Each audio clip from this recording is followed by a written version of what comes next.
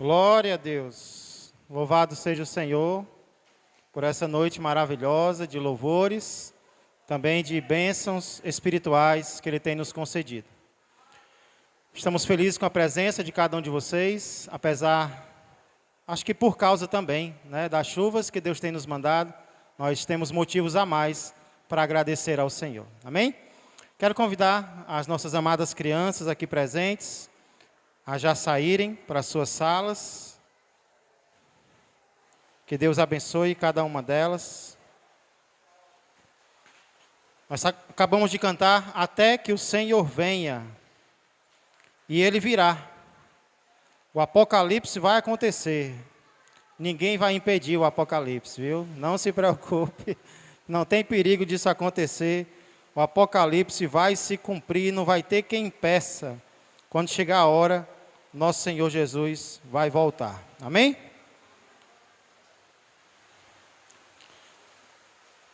Existe uma frase muito conhecida que diz assim: se conselho fosse bom, não se dava, se vendia. Não é? Se conselho fosse bom, ninguém dava. Não era de graça, era vendido. E de fato, irmãos e amigos, existem conselhos que não valem o pedaço de tábua podre. Tem conselho que não vale nada, que não tem valor nenhum.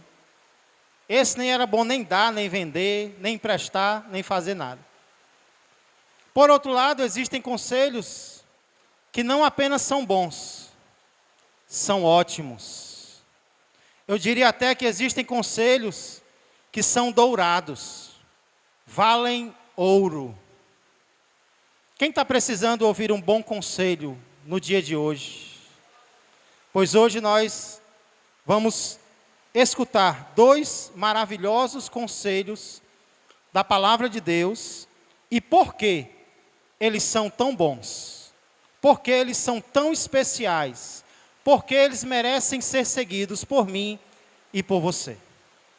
Para descobrirmos que conselhos são esses, eu já convido você, aí onde você está, a abrir a palavra de Deus no livro de Jó, capítulo de número 5. Jó, capítulo de número 5. Eu estou me ouvindo muito bem. Eu não sei se vocês estão me ouvindo. Amém? Quem está lá atrás? Quem está aqui na frente? Glória a Deus. Hoje eu tenho um concorrente forte, mais forte do que eu, que é a chuva, mas não é mais forte do que a palavra do Senhor. Jó capítulo 5, nós iremos meditar, irmãos, nos versos 8 a 16, dando continuidade a algumas meditações que nós estamos trazendo nesses últimos domingos, no livro de Jó, um livro tão maravilhoso, tão admirado. Vamos meditar a partir do verso 8, sendo que nos versos anteriores, Elifaz, um dos amigos de Jó, ele aponta algumas consequências ruins de um viver loucamente, de um viver desobedecendo a Deus, de um viver sem buscar ao Senhor. E ele vai falar de consequências em várias áreas. Por exemplo, na área espiritual, viver loucamente, o viver irracionalmente traz consequências. Mas não apenas na área espiritual, na área familiar, na área física, na área financeira. O viver loucamente, a vida louca, como se diz por aí, traz consequências ruins em todas as áreas da vida. Isso é o que Elifaz mostra nos versos anteriores, nos versos de 1 a 7. Já no verso 8 em diante, esse mesmo amigo de Jó vai dar dois ótimos conselhos para ele. E depois ele vai explicar por que esses dois conselhos são bons. Porque eles merecem ser seguidos, não apenas por Jó, mas por cada um de nós. Vamos ver então, com muita atenção, com muita reverência, em primeiro lugar, os conselhos que Elifaz oferece ao seu amigo Jó. Esses dois conselhos se encontram no verso de número 8. Acompanha comigo. Jó, capítulo 5, verso de número 8, diz assim: quanto a mim, ou seja, depois de falar da pessoa irracional, da pessoa rebelde contra Deus, ele diz: quanto a mim, eu buscaria a Deus e a Ele entregaria a minha causa. Jó, capítulo 5, verso 8. Quanto a mim, Jó, eu faria o seguinte, eu vou te dar um conselho. Eu buscaria a Deus e a Ele entregaria a minha causa. Se você puder ficar de pé mais uma vez, para nós orarmos ao Senhor, só aqueles que puderem. Vamos orar mais uma vez ao nosso querido e amado Pai. Senhor Deus de toda a criação, o Deus que governa o universo inteiro e olha para cada criatura como se fosse única. Estamos aqui esta noite, Senhor, reunidos, neste momento tão especial, preparado pelo Senhor, providenciado pelo Senhor, para que possamos, Pai, primeiramente, te oferecer os nossos sacrifícios de louvor. Pai, porque hoje nós não te oferecemos mais animais. O nosso Cordeiro foi morto de uma vez por todas. O nosso Senhor e Salvador Jesus Cristo se sacrificou na cruz em nosso lugar, uma vez por todas. Por isso não precisamos mais, Senhor, matar e oferecer-te animais. Mas podemos e devemos, Senhor, te oferecer a nossa adoração, a nossa reverência, o nosso serviço. E é o que nós fizemos hoje por meio dos cânticos, e queremos continuar fazendo agora, Pai, por meio da nossa atenção e da nossa reverência ao Senhor e à Tua palavra. Que nada nem ninguém, Senhor, nos atrapalhe, desvie o nosso foco do Senhor e daquilo que o Senhor tem a nos dizer esta noite. Bom amigo é aquele que aconselha o outro. E sendo assim, não há amigo melhor do que o Senhor, que nos traz conselhos maravilhosos, transformadores, salvadores para a nossa vida, para o nosso coração. Por isso, abençoa cada um de nós, Pai. Continua abençoando, porque eu creio que o Senhor já o tem feito. Nós oramos e já agradecemos. Pai, agradecendo, inclusive pela recuperação do teu servo Quixadá. O Senhor estava ali percebendo alguns irmãos vindo até ele, abraçando. Muito obrigado, Senhor. A recuperação dele alegra o nosso coração. Também, Senhor, estamos aqui para pedir pelo nosso irmão Marco, que sexta-feira, Senhor, teve um sangramento interno, precisou ser levado para o hospital, foi internado. E, Senhor, louvado seja o Senhor, porque ontem eu recebi a notícia de que ele já se encontra melhor, Pai. Ainda não saiu do hospital, por isso queremos continuar orando pela recuperação do teu servo e pela família dele, Pai, para que o Senhor os fortaleça mais e mais. Se mais alguém, Senhor, está enfermo, enfrentando lutas físicas, sejam elas quais forem, também financeiras, familiares, que o Senhor também abra uma porta de escape, que o Senhor, abra uma porta de salvação, de livramento para esta pessoa, conforme a tua vontade, pois tudo isso eu peço e já agradeço, em nome de Jesus Cristo. Amém, amém e amém. Poder sentar a todos.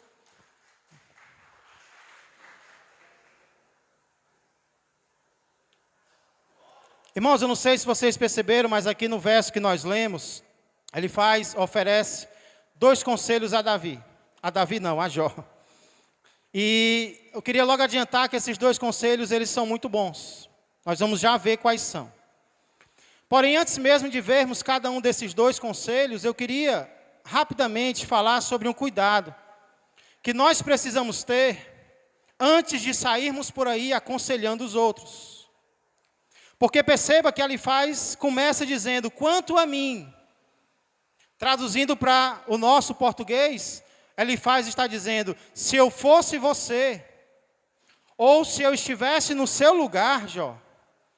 E venhamos e convenhamos, essas são palavras muito fáceis da gente dizer, quando a gente não está na pele da outra pessoa.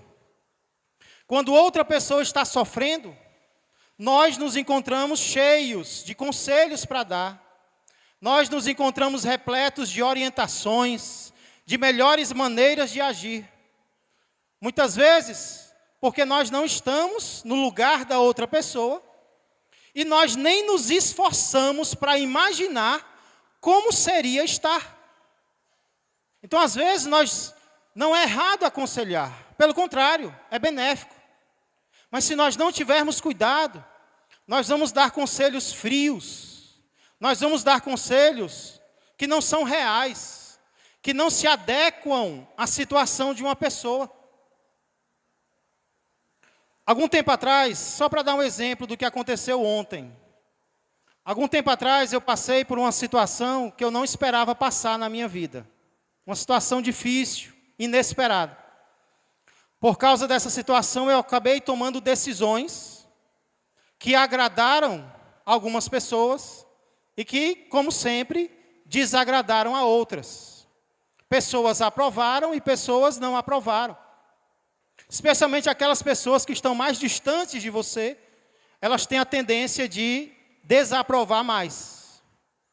E assim aconteceu, algumas pessoas, inclusive, me mandaram mensagens, foram bem duras, foram bem críticas, mas eu entreguei tudo nas mãos do Senhor. E por que eu estou dizendo isso? Porque ontem, algo interessante aconteceu. Ontem, uma irmã de outra igreja, que eu não vou citar o nome, ela me mandou uma mensagem longa. E nessa mensagem, basicamente, ela pedia perdão. E ela pedia perdão porque outrora, no passado, ela viu algo que aconteceu comigo e ela não concordou. E ela, com as palavras dela, ela disse: pastor, eu te julguei. Eu fiz julgamentos pesados a seu respeito. Porém, os meus julgamentos mudaram quando Deus permitiu que eu passasse pela mesma situação que você passou. E quando eu passei pela mesma situação que você passou, pastor Tiago, Deus abriu os meus olhos. E a minha visão sobre isso que aconteceu mudou. E eu estou aqui hoje para dizer que eu reconheço que eu errei, que a minha visão de Deus era muito limitada, e eu agradeço a Deus porque eu precisei passar por uma situação semelhante para que eu pudesse entender o que você passou e não julgasse mais. Quando nós nos colocamos no lugar do outro, o nosso julgamento é diferente. É muito fácil, o que eu estou querendo dizer é que é muito fácil julgar alguém quando nós não passamos pelo que esse alguém passou. É muito fácil para Elifaz dizer para Jó o que Jó deveria fazer, quando Elifaz nem de perto passou pela dor que Jó passou. Eu não estou dizendo com isso, por favor, não me entenda mal, que agora eu só vou poder aconselhar alguém se eu passar pelo que alguém passou. Se fosse assim, os padres não poderiam aconselhar os pais, né? Quer dizer, alguns padres até poderiam, mas não todos, né? Muitos padres não poderiam aconselhar os pais. O que eu estou querendo dizer é que imaginar o que a pessoa está passando tempera o nosso aconselhamento. Mesmo que eu não esteja ou eu não tenha passado pela mesma situação, eu vou imaginar como aquela pessoa está. Eu vou imaginar as lutas que ela está enfrentando. E eu posso até dar o mesmo conselho que eu daria. Só que agora o gosto vai ser diferente. Porque eu temperei com a empatia. Eu temperei o meu conselho com o amor. Então ele vai vir com gosto diferente. Porque eu vou tratar a pessoa como se eu estivesse no lugar dela. É assim que nós temos que aconselhar, irmãos. Temos que oferecer conselhos com amor, com empatia, como se estivéssemos no lugar dela. Inclusive, esses dias, lembrei agora, eu estava ouvindo um irmão meu dizer como ele pretendia agir daqui para frente. E aí eu perguntei, Mas, meu irmão, você aconselharia outra pessoa a fazer isso? Ele disse, de fato não. Então muda, quando a gente se coloca no lugar dos outros, a nossa maneira de falar com os outros, ela se transforma, ela muda. Então esse é o conselho que eu queria dar à amada igreja do Senhor Jesus. Tenhamos cuidado ao aconselharmos. Não devemos deixar de dar conselhos uns aos outros, mas vamos fazer isso se colocando no lugar uns dos outros. Porque quando isso acontece, a nossa forma de falar, ela se transforma, ela muda. Agora então que nós já vimos o cuidado que precisamos ter, vamos ver, irmãos, quais são os conselhos propriamente ditos que Elifaz oferece ao seu amigo Jó, e que, como eu disse, são ótimos. O primeiro deles é, eu buscaria a Deus. O conselho que Elifaz está dando aqui, então, é, Jó, se eu estivesse no seu lugar, se eu estivesse passando por uma dificuldade, se eu estivesse passando por um momento difícil, Jó, eu buscaria a Deus, ó. Se eu fosse você, eu buscaria ao Senhor. Não que Elifaz esteja dizendo que nós só devemos buscar ao Senhor em momentos difíceis. Não. Nós temos que buscar o Senhor em todos os momentos. Mas se nós não tivermos cuidado, nem nos momentos difíceis, nós recorreremos ao Senhor. Nós vamos recorrer a outros. Na dificuldade, na aflição, a gente vai procurar outras portas que não a porta de Deus. E eu dou um exemplo para você. A palavra de Deus, ela conta a história de um rei de Judá chamado Asa. E o que aconteceu com esse rei é que no ano 39 do reinado dele, ele ficou enfermo. Ele ficou doente dos pés. Aí você pensa, doente dos pés não é doente. Quem disse? Apesar de ser dos pés, a doença de Asa, diz a palavra de Deus, era gravíssima. Era gravíssima. Aí eu pergunto, o que é que se espera de um rei de Judá, quando está passando por dificuldade? O que é que se espera que ele faça? Que ele busque a Deus. Está na dificuldade, está na peia, mas é do povo de Deus. Então ele vai buscar ao Senhor. Não foi isso que Asa fez. Pelo contrário, a palavra de Deus vai dizer em relação a ele o seguinte: contudo, na sua enfermidade, não recorreu ao Senhor, mas confiou nos médicos. Não recorreu a Deus, não buscou a Deus na enfermidade, mas confiou nos médicos. E sabe qual foi o resultado? Pouco tempo depois, o rei Asa morreu. Ei, não é errado ir no médico. Pelo contrário, nós temos um médico aqui essa noite, né? Não é errado ir nos médicos, não é errado ir nos hospitais, não é errado tomar remédio. Errado é deixar de buscar ao Senhor e confiar no Senhor para confiar em homens. Errado é deixar de confiar em Deus para confiar no hospital, para confiar no médico, para confiar no remédio, para confiar no político, para confiar no horóscopo, para confiar em si mesmo. Aí é errado. Deixar de buscar a Deus para buscar outras portas. Foi o que Asa fez. E o final não foi bom. Asa morreu. Porque não buscou ao Senhor, não recorreu ao Senhor, foi logo confiando na medicina da sua época. E o resultado foi péssimo. Então esse é o primeiro conselho que Elifaz oferece a Jó. Quanto a mim, Jó, quanto a mim, eu buscaria a Deus. Eu recorreria a Deus. Ele acha que Jó não estava fazendo isso, né? O erro de Elifaz é julgar Jó, como se Jó não estivesse buscando. Mas o conselho é bom. Buscar a Deus é sempre um conselho bom. E aí ele emenda com o segundo.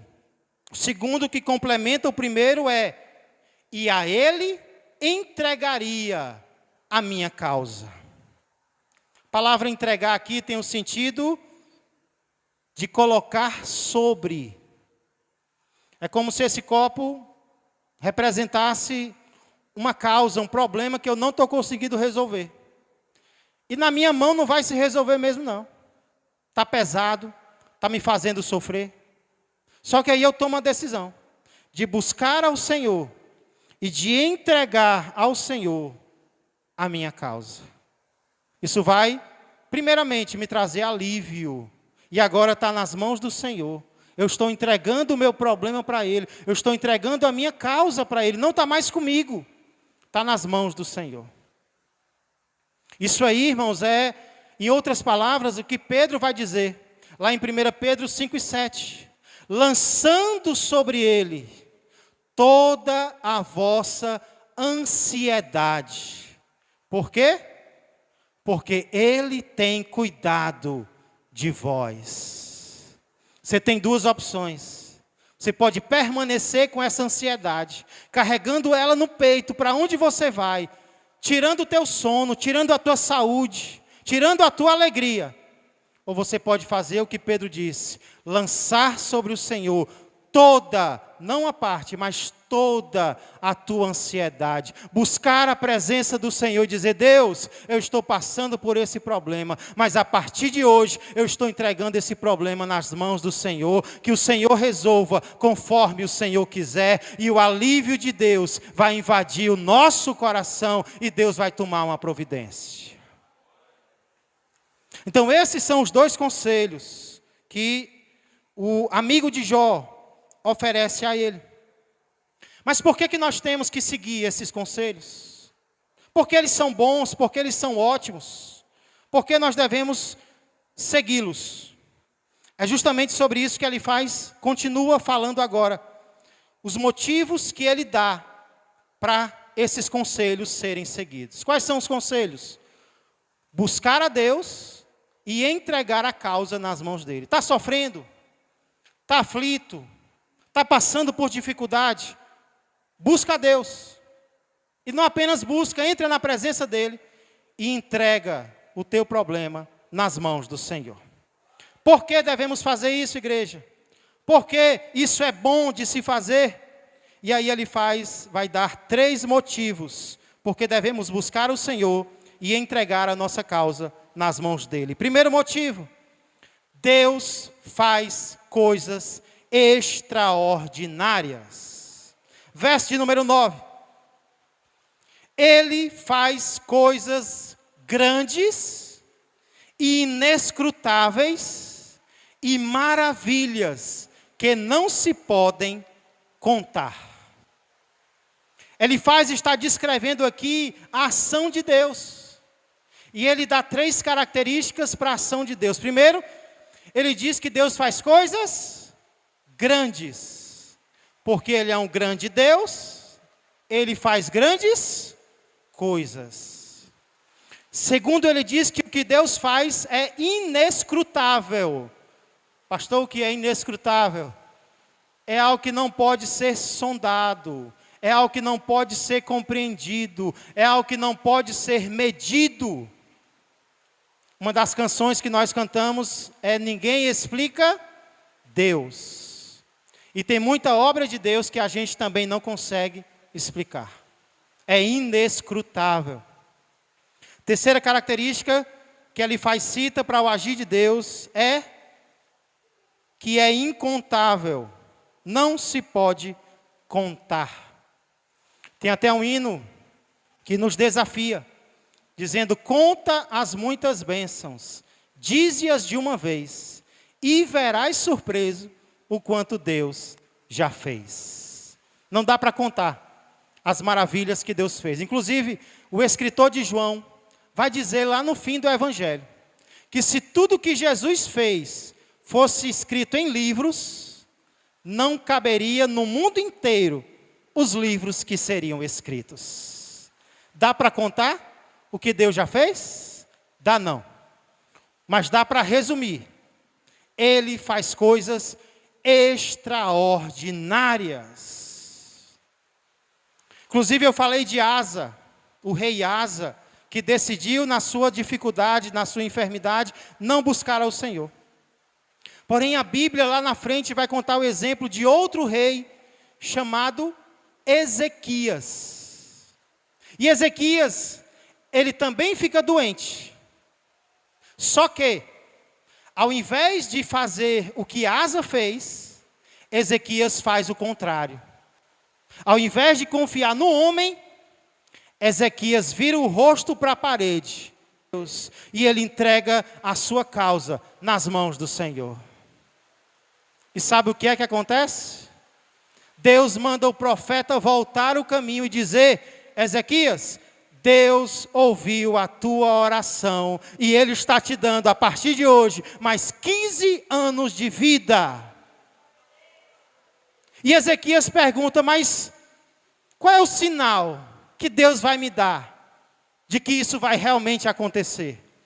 Isaías pergunta: você quer que Deus avance a sombra do relógio ou ele retroceda?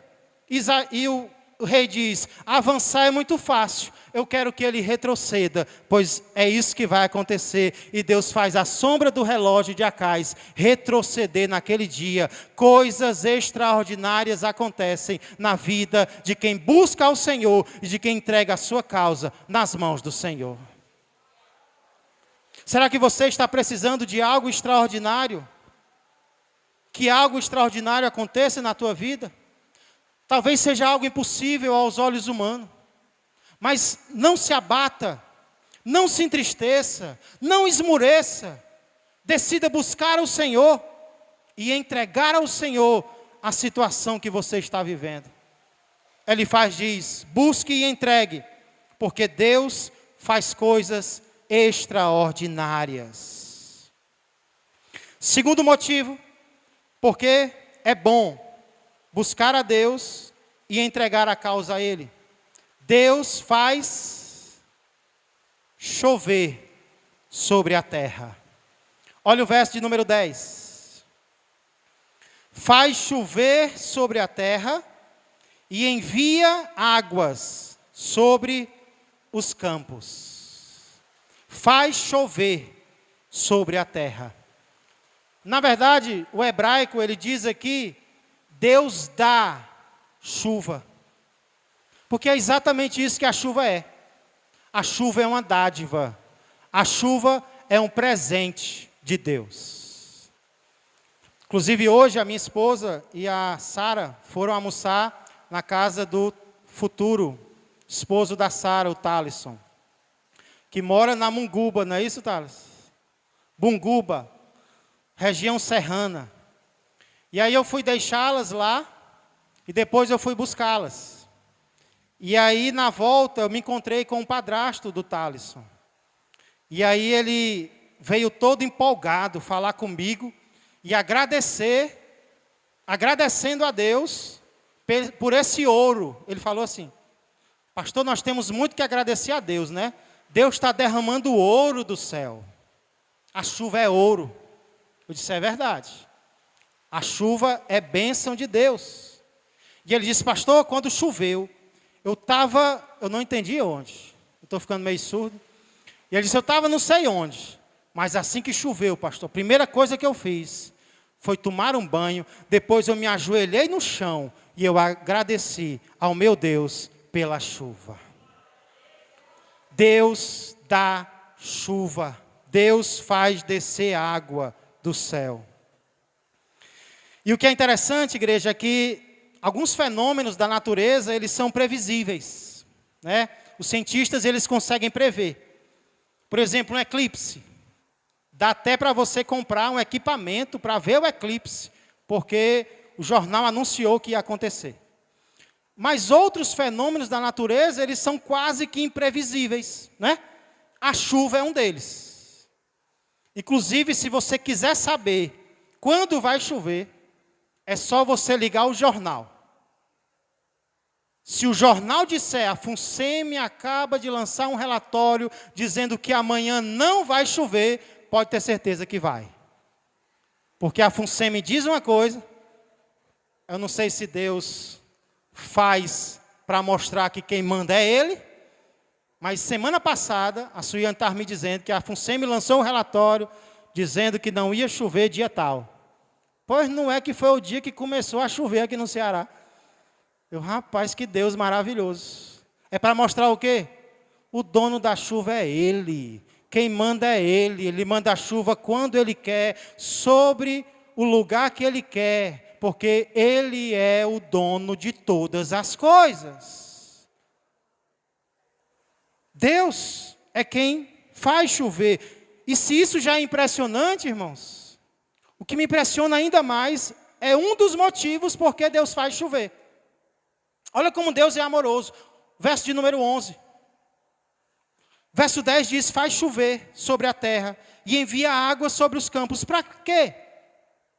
Para pôr os abatidos no lugar alto e para que os enlutados se alegrem da maior ventura. Deus muitas vezes manda a chuva só para alegrar alguém que está triste. Nós da cidade grande, né, porque Maracanã já é quase Fortaleza, nós da cidade grande não entendemos muito o valor que a chuva tem. Ou a gente acha que é um atrapalho para os nossos compromissos, ou quando muito, é um resfriador de temperatura. Né? Tomara que chova, para quê? Para ficar mais frio. Falou quem mora na cidade grande. Mas quem mora no campo, quem vive da agricultura, não vê a chuva como nós vemos. Quem trabalha com agricultura, quem trabalha no campo, quem vive no campo, vê a chuva como algo necessário, como um dom de Deus, como algo que transforma a vida de pessoas. Quando você presenciar uma chuva, ao invés de ficar logo triste, com raiva, eu estou saindo para trabalhar e começa a chover. Saiba que naquele momento, Deus pode estar alegrando a vida de alguém. Inclusive, eu já participei de muitos funerais. E algo que me admirou em muitos dos funerais que eu participei, é que muitas vezes, pelo menos uma neblina cai. E eu já me impressionei com isso. Sol escaldante, verão, um funeral, uma família enlutada, uma família abatida, de repente chove. Como é que se explica isso? Não se explica. É Deus cumprindo a sua palavra. Ele faz chover para pôr os abatidos no lugar alto e para que os enlutados, os que estão em luto, se alegrem da maior ventura. Às vezes alguém no campo perdeu um pai, perdeu uma mãe, mas não perdeu só um pai e uma mãe, perdeu o provedor da casa. Está preocupado se vai passar fome ou não. Deus manda chuva e quem está de luto se alegra, porque vê que Deus está cuidando dele, apesar das ausências. Esse é o nosso Deus. Porque vale a pena buscar a Ele. Porque vale a pena entregar a nossa causa a Ele. Porque Ele faz chover sobre a terra. Deus controla a natureza. Porém, o amigo de Jó ainda oferece um terceiro motivo para considerar os conselhos que ele deu bons. Deus faz coisas extraordinárias, é o primeiro. Deus controla a natureza, inclusive a chuva, é o segundo. Terceiro lugar, Deus vence a maldade. Deus derrota a maldade dos homens. Verso de número 12, acompanhe comigo. Jó capítulo 5, verso 12.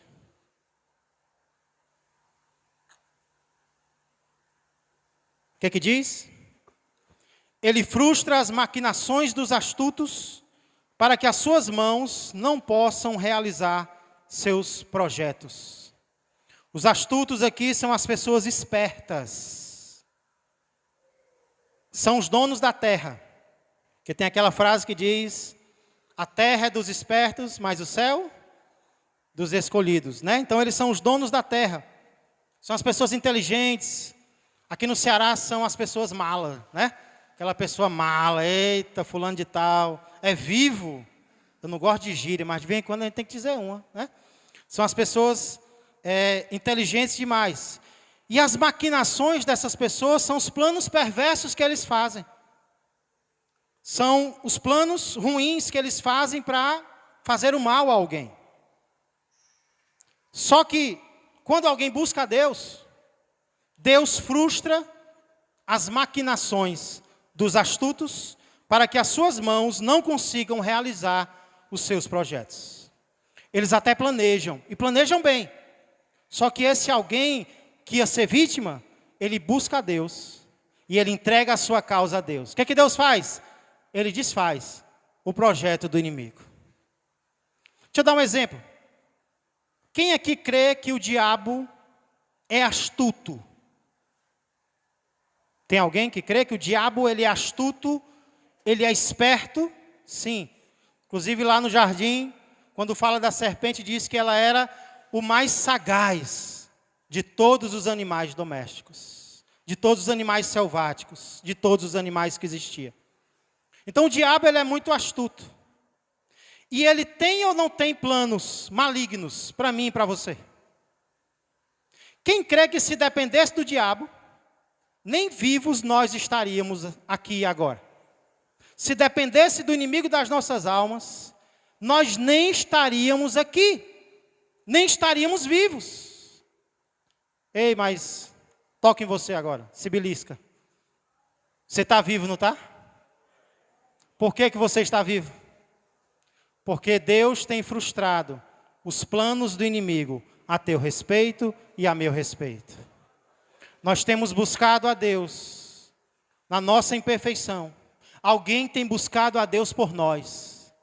Por causa disso, em sua misericórdia, Deus tem frustrado os planos do maligno a meu respeito e a teu respeito. E eu não quero nem saber que planos são esses, porque devem ser assustadores. Mas Deus frustra aqueles que buscam a Ele, são protegidos por Ele. Indo adiante, Elifaz diz que Deus não apenas frustra os planos do mal, mas Ele os apanha. Deus é a polícia que os apanha na sua própria astúcia. E o conselho dos que tramam se precipita. Olha o verso de número 13. Ele apanha, ele captura, ele prende os sábios na sua própria astúcia, e o conselho dos que tramam se precipita.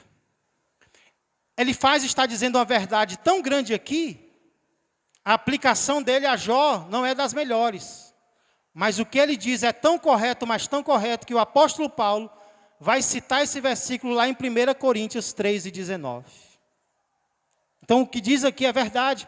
Deus apanha os sábios na sua própria astúcia. Deixa eu dar um exemplo para você. Na época da rainha Esther, as mulheres gostam muito, o rei tinha um conselheiro perverso, vaidoso, chamado, quem sabe o nome do conselheiro do rei? Domingo pela manhã, escola dominical, culto matinal, não falte, viu? O nome do conselheiro do rei era Amã. Amã, ele odiava os judeus, especialmente um amigo, um chegado ao rei chamado Mordecai, que era primo de Esther, parente de Esther. E Amã odiava tanto, mas odiava tanto os judeus, que ele mandou construir, com o dinheiro do seu próprio bolso, uma forca de 25 metros, para enforcar um judeu nela. Só para você ter uma ideia, do portão da igreja para a parede do altar, são 22 metros e pouco. Imagina uma forca de 25 metros, uma piscina semiolímpica de pé. Era o tamanho da forca de Amã. Será que ele tinha raiva do judeu, hein? Para enforcar o judeu. E aí ele arquitetou um plano, um projeto, um dia tal, para que todos os judeus fossem mortos. que é que os judeus fizeram? O que é que o povo de Deus tem que fazer quando a tribulação chega? Quando a dificuldade chega? O povo de Deus que já buscava a Deus deve continuar buscando, entregando a causa a Ele. Foi o que os judeus fizeram. Eles se ajuntaram, marcaram jejum, buscaram a Deus com pano de saco, com jejum, entregaram a causa a Ele. Sabe o que foi que Deus fez? Deus não só frustrou os planos de Amã, como Ele apanhou Amã na sua própria astúcia. Lembra a forca que Ele mandou construir? Ele foi enforcado na sua própria forca. Deus pega o mal e faz com que o mal castigue a si próprio, a si mesmo. Deus frustra as maquinações dos perversos e os apanha nas suas próprias astúcias, e o conselho dos que tramam se precipita. Não se engane, existem conselhos contra você. Se não for no mundo carnal, no mundo espiritual. Nós temos que estar na presença de Deus, igreja, buscando o Senhor, para que Deus desfaça o laço, para que Deus desfaça o nó, para que Deus desfaça o plano do inimigo contra a nossa vida ou de alguém por quem nós estamos orando. Por isso devemos buscar o Senhor e entregar ao Senhor a nossa causa. Que conselhos maravilhosos Ele faz. Deus frustra a maquinação dos perversos. E aí Ele continua no mesmo tema, verso 14. Eles de dia, eles quem? Os perversos, os espertos. Eles de dia encontram as trevas. Ao meio-dia andam como de noite, as apalpadelas. O que esse verso nos dá a entender, irmãos, é que a visão dos que perseguem os servos de Deus é afetada por Deus. Deus transforma o dia em noite para quem busca alguém, para quem persegue alguém que busca a Deus. Deus cega a visão. Quem acredita nisso? Quem já passou por uma experiência de ficar invisível para o mal? Domingo passado pela manhã, inclusive, a irmã Leidiana contou um testemunho. Um testemunho de um dia em que ela e o Alexandre, alegres da vida, foram pagar as contas. Não foi isso, Leidiana? Imagina aí, você conseguir juntar o dinheiro para pagar as contas. E aí você chega no local, é anunciado um assalto. E ela diz que todos os assaltantes roubaram todos os presentes. Todas as pessoas que estavam presentes foram roubadas. Todos, menos eles. Nada, não roubaram nada, nem tocaram neles. Será que eles estavam lá? Estavam. Mas Deus é tão poderoso, mas tão poderoso, que Ele é capaz de cegar aquele que está a perseguir um servo dele. Dá para explicar isso, igreja? Não dá. É a fé em Deus. É o poder de Deus. O irmão Aristélio citou outro exemplo, de uma vez em que, indo para o trabalho, ele mudou o horário. E aí, ele até confessou que acreditou, ficou um pouco mais confiante, porque havia mudado o horário e ia de moto. No dia que ele se sente mais confiante, no meio do caminho, um elemento, um inquilino, um sujeito, que um dia vai se converter se já não tenha se convertido, né? Eita glória. Parou em frente e anunciou o assalto. Irmãos, não deu tempo nem o Aristélio se mexer direito. Ele disparou. Mas ele disparou assim, como daqui para esse celular. Até eu, com a mão esquerda, eu acerto. Até eu, que tenho um olho que não enxerga bem, com a mão esquerda, eu faço é assim, ó. Pois, meus irmãos, a bala, ela não acertou o servo de Deus. Como é que se explica isso? Deus frustra a maldade daqueles que perseguem os servos dele. Aqueles que estão entregando as suas vidas no altar do Senhor. Ele faz com que o dia seja noite. Ele cega a visão. Deus tem poder para fazer isso. Versos 15 e 16 para a gente concluir. Porém, Deus salva da espada que lhe sai da boca. Salva o necessitado da mão do poderoso. Assim a esperança para o pobre e a iniquidade tapa a sua própria boca. Irmãos, na Bíblia, as nossas palavras, de tão poderosas que elas são muitas vezes comparadas a uma espada afiada. As nossas palavras, é por isso que nós temos que ter cuidado com elas. Porque as palavras podem ser remédio. As palavras podem ser bálsamo. As palavras podem curar o que está abatido. Mas as nossas palavras também podem ferir. As nossas palavras também podem cortar. As nossas palavras também podem matar. Então não seja da filosofia diabólica que diz: a boca é minha, eu falo o que eu quiser. Porque isso não é filosofia do céu. Isso é filosofia do inimigo das nossas almas. A boca não é nossa mais. A nossa boca pertence a Deus. E agora nós vamos falar aquilo que edifica ao nosso próximo. Até porque, se nós não tivermos cuidado, nós vamos estar contra Deus. O Deus que diz aqui que quando alguém busca Ele e entrega a questão nas suas mãos, uma das coisas que Ele pode fazer é, sabe o quê? Tapar a boca de quem está falando. Então a melhor coisa, quando alguém te fere, quando alguém te persegue com palavras, não é revidar não. A melhor coisa é continuar na presença de Deus. A melhor coisa é continuar entregando a causa a Deus, porque quem vai tapar a boca não sou eu e você, é o Senhor nosso Deus. Ele é quem vai fechar a boca. Ele é quem vai calar. Não somos nós, não vamos ficar revidando. Não vamos continuar nesse erro.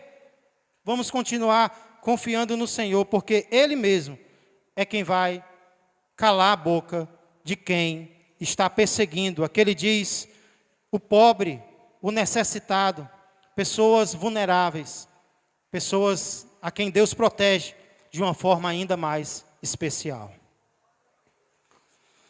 Nessa noite nós vimos, portanto, 2 ótimos conselhos. E por que eles são ótimos? Os 2 ótimos conselhos são: está sofrendo? Está difícil? Busque a Deus e entregue a Ele a sua questão. Entregue de verdade, confie nele e deixe nas mãos do Senhor. E por que esses 2 conselhos são maravilhosos? Primeiro, porque Deus faz coisas extraordinárias. Segundo, Ele controla a natureza, incluindo a chuva. E terceiro, Ele vence a maldade humana. Não importa o que o homem está planejando contra você, Deus é capaz de desfazer. Deus salva a alma de quem o busca e se entrega para Ele. Não apenas fisicamente, mas também, principalmente, espiritualmente. Deus perdoa os nossos pecados e nos leva para o céu. Por isso eu encerro a mensagem dessa noite perguntando: o exemplo de qual rei você vai seguir essa noite? Você vai seguir o exemplo do rei Asa, que mesmo passando por momentos difíceis, ainda assim não buscou ao Senhor? Ou você vai seguir o exemplo do rei Ezequias, que na dificuldade que enfrentou, voltou-se para Deus e recebeu a misericórdia de Deus na sua vida? Em quem você tem confiado nos momentos difíceis? E mais importante do que tudo, igreja, em quem você tem confiado para a salvação da sua alma? Você tem confiado no que seres humanos pecadores dizem e fazem? Na religiosidade que eles inventam, que não está na Bíblia? Ou você vai confiar no que Jesus disse e fez por você aqui nesta terra? Curve sua cabeça. Vamos orar ao Senhor. Vamos orar ao Senhor agradecendo pelo agir dEle nas nossas vidas. Porém, antes de orarmos, eu gostaria de dar uma oportunidade para alguém que esteja aqui essa noite e que gostaria de se entregar a esse Deus. Gostaria de entregar a sua causa, mas não apenas a sua causa, de entregar o seu ser por completo nas mãos do Senhor nesta noite. Confiar em Deus vale para tudo na nossa vida. Das coisas mais simples às mais complexas. E a mais complexa de todas, sem dúvida, é a salvação da nossa alma. É o perdão dos nossos pecados.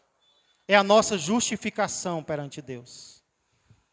E se nós confiarmos em Jesus Cristo, que o que Ele fez na cruz por nós, vale como pagamento por todos os nossos pecados. E se nós nos entregarmos a Ele, dizendo que a partir de hoje, nós queremos ser servos dEle, Ele perdoará todas as nossas ofensas. Por isso, enquanto nós estamos adorando ao Senhor com um cântico, se você sente que ainda não tomou esta decisão, de entregar-se a Jesus, recebendo como teu Senhor e Salvador, eu quero convidar você a sair do seu lugar e demonstrar a sua fé em Jesus Cristo hoje. Não é o vir à frente que vai te salvar. Isso é apenas a sua publicação de uma decisão que você está tomando no teu coração. Então, se houver alguém aqui essa noite, recebendo Jesus como Senhor e Salvador da sua vida, convido você a sair do seu lugar enquanto nós estamos adorando e vir até o altar. Mas isso vale para os meus irmãos e irmãs em Cristo também. Às vezes nós estamos confiando em nós mesmos. Às vezes nós estamos confiando em nossos próprios métodos. Ou estamos confiando em outras pessoas. E não estamos buscando a Deus e entregando a nossa causa a Ele. Ei, se você não fez isso ainda, se você não tem feito, aproveita para fazer agora. Busca ao Senhor e entrega o teu problema nas mãos do Senhor. Se você está tomando alguma destas decisões e sentir o desejo de vir até o altar, enquanto nós estamos adorando, você tem a oportunidade de fazer isso.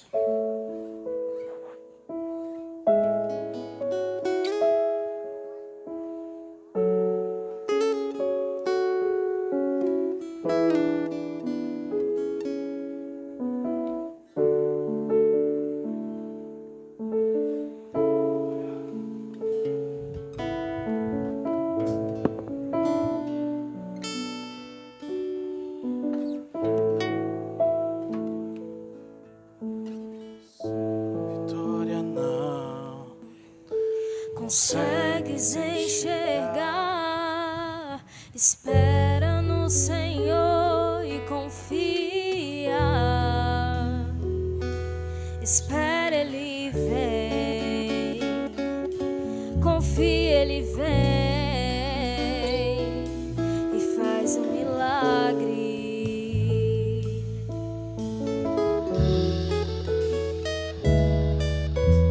Se é tão impossível, parece que não dá.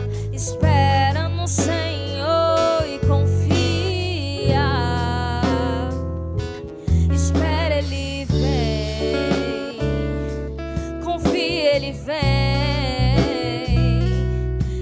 faz um milagre.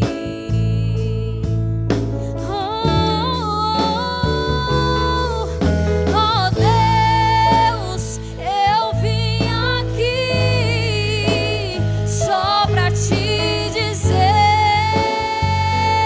que a minha esperança está em ti. Eu não tenho nada além de ti.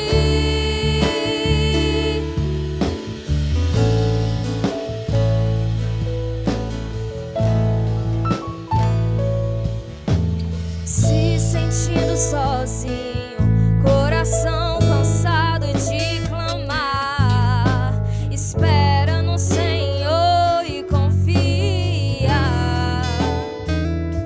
Espera, Ele vem. Confia, Ele vem e faz um milagre.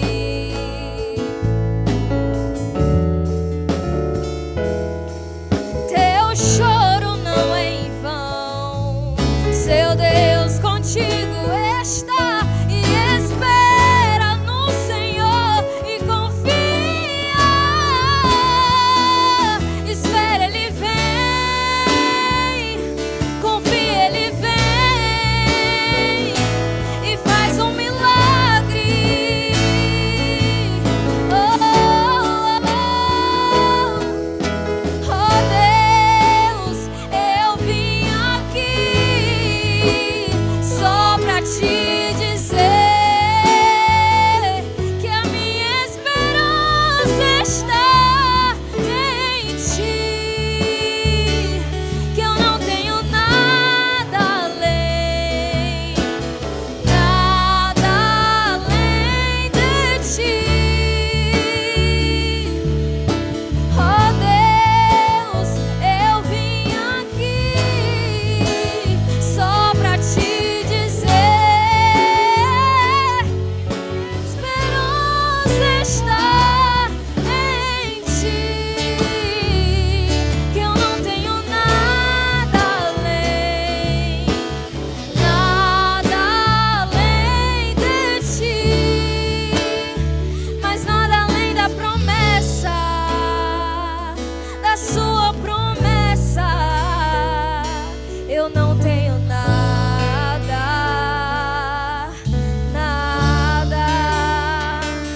eu não tenho nada além de ti, Senhor.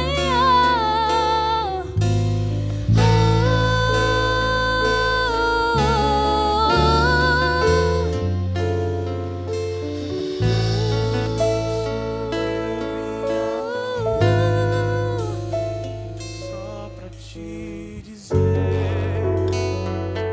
que minha esperança está em ti, Que eu não tenho nada além. Glória a Deus. Você lembra quantos conselhos ruins você já ouviu na sua vida?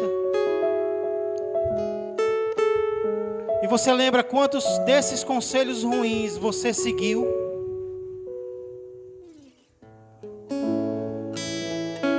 Muitas vezes nós escutamos conselhos maus e nós seguimos esses conselhos maus.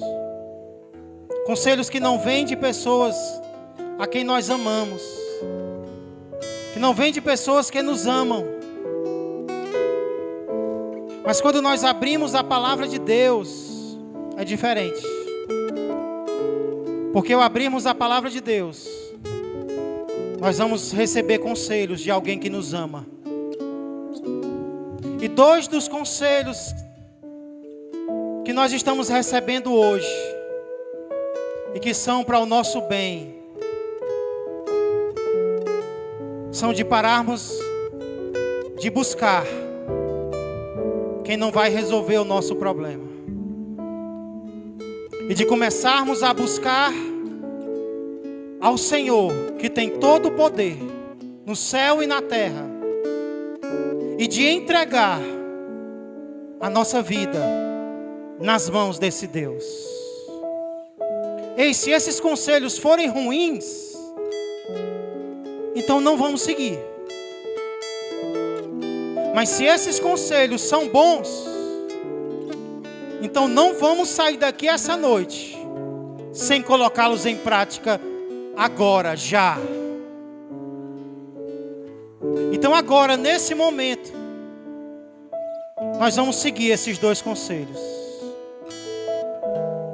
Porque coisas extraordinárias Deus pode fazer quando a gente busca Ele e se entrega a Ele.